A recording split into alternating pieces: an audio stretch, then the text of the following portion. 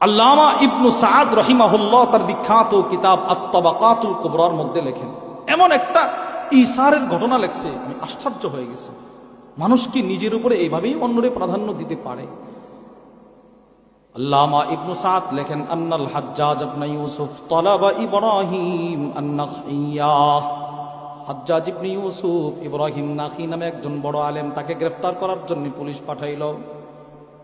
পুলিশকে বলেছে, পুলিশ যাও ইব্রাহিম নাখিকে গ্রেফতার করে নিয়ে আসো। কিন্তু ইব্রাহিম নাখি যে এলাকার, ওই এলাকায় আরেকজন আলেম ছিল, তার নাম ইব্রাহিম তাইমি। বলেন তার নাম কি? একই এলাকার দুইজন বড় বড় আলেম, লোক সমাজে প্রসিদ্ধ ছিল সবচাইতে বড় আলেম ইব্রাহিম নাখি। ইব্রাহিম নাখিকে গ্রেফতার করার জন্য হাজ্জাজ পুলিশ পাঠাইল। এবার পুলিশ ইব্রাহিম নাখিকে গ্রেফতার করার জন্য ফাজা আল্লাযী তালাবাহু, যে পুলিশ ইব্রাহিম নাখিকে গ্রেফতার করতে আসছে সেই ইব্রাহিম নাখির এলাকায় এসে বলে, জোরে একটা ঘোষণা করছে, উরিদু ইব্রাহিম, এই তোমাদের এলাকায় ইব্রাহিমকে বাদশার আদেশ, তাকে গ্রেফতার করতে হবে। পুলিশ যেদিন ঘোষণা করছিল ওই দিন পুলিশের সামনে একজন ইব্রাহিম ছিলেন, তিনি ইব্রাহিম নাখি না, তার নাম ইব্রাহিম তাইমি। ইব্রাহিম তাইমি নিজের হাতটা উঁচু করে বলে, উরি আনা ইব্রাহিম, আমি ইব্রাহিম। পুলিশ সাথে সাথে ইব্রাহিম তাইমিকে হ্যান্ডকাপ পড়ায় গ্রেফতার করলেন। পুলিশ তাকে গ্রেফতার করে জেলখানার দিকে নিয়ে যায়, বাদশার দরবারে নিয়ে যায়। ইব্রাহিম তাইমি জেলখানার দিকে হাঁটা যায় আর মনে মনে বলে, ওয়া হুয়া ইয়ালামু আন্নাহু ইউরিদু ইব্রাহিম আন-নাখিয়া। ইব্রাহিম তাইমি ভালো করে জানতেন পুলিশ আমারে ধরতে আসে নাই, পুলিশ আসছিল ইব্রাহিম নাখিকে গ্রেফতার করার জন্য। ইনি স্বেচ্ছায় কারাবরণ করলেন, ওনাকে নিয়ে যাওয়া হলো হাজ্জাজের দরবারে। ফাআমারা বিহাবসিহি ফিদ-দিমাস ও ফিদ-দাইমাস। হাজ্জাজ ইবনে ইউসুফ ইব্রাহিম তাইমিকে দিমাস বা দাইমাস, দিমাস বা দাইমাস বলা হয় প্রাচীনকালের জেলখানা। ধরনটা কেমন?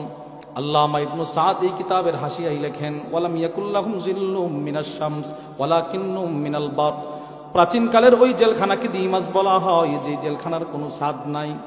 রোদ যখন খুব প্রখরতা নিয়ে উঠে তখন রৌদ্রের প্রখরতা সরাসরি জেলখানার ভিতরে ঢুকে যায়। আবার প্রচণ্ড শীতের সময় শীত সব জেলখানার ভিতরে চলে যায়। রোদ থেকে বাঁচার, শীত থেকে বাঁচার কোনো আবরণ নাই। ওই রকম কঠিন জেলখানায় ইব্রাহিম তাইমিকে বন্দি করা হলো। শুধুই মাত্র বন্দি করেই ক্ষান্ত হয় নাই, প্রতিদিন চাবুক আর শিকলের দ্বারা তাকে আঘাত করা হতো। দিনের পর দিন জুলুম নির্যাতনের কারণে ফাতাগায়্যারা ইব্রাহিম, ইব্রাহিম তাইমি পরিবর্তন হয়ে গেলেন। চেহারা পরিবর্তন হয়ে গেল, কণ্ঠ পরিবর্তন হয়ে গেল, ত্বক পরিবর্তন হয়ে গেল, ক্ষতবিক্ষত হয়ে গেল। কি পরিমাণ জুলুম আর নির্যাতনের শিকার তিনি হইলেন। আল্লামা ইবনু সাদ বলে, ফাজাআতহু উম্মু ফালাম তারিফহু।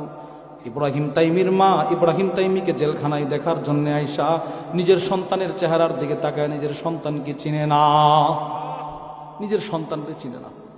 আপনি বলেন, যেই মা নিজে জন্ম দিল, পেটে নিছে, ওই মা নিজের সন্তানকে চিনে না। কি পরিমাণ জুলুম এই আলেমের উপরে করা হয়েছে? আপনি বলেন, কি পরিমাণ জুলুমটাই না করা হবে। ইব্রাহিম তাইমি বলে, মা আমি তোমার সন্তান ইব্রাহিম। কোনা, তুমি আমার ছেলে না, তোমার চেহারা তো এমন ছিল না, তোমার কণ্ঠ এমন ছিল না।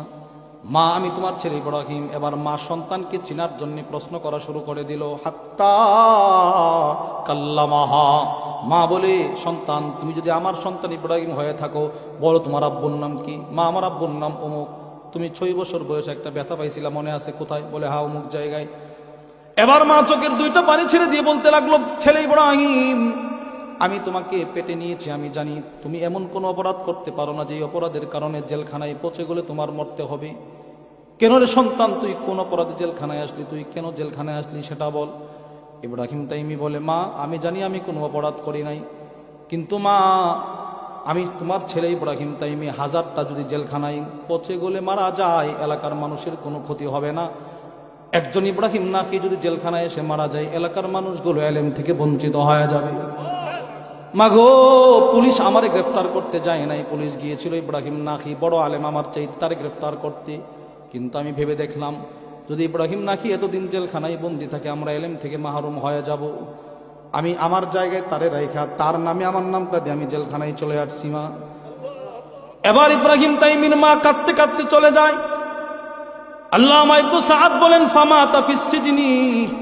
ইব্রাহিম তাইমি জালেমের জুলুমের শিকার হইতে হইতে জেলখানায় মারা গেলেন।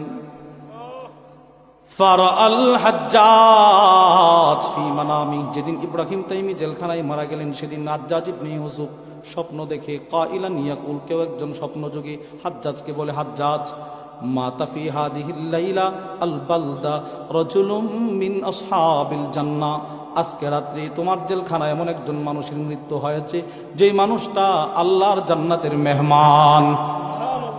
সে আল্লাহর জান্নাতের মেহমান। পরে খোঁজ নিয়ে দেখে ইব্রাহিম তাইমি মারা গেছে। দেখেন কি পরিমাণ অন্যকে নিজের উপরে প্রাধান্য দিয়েছে, বলেন নিজের জান বিসর্জন করে দিয়েছে একজন আলেমের সম্মান রক্ষার্থে।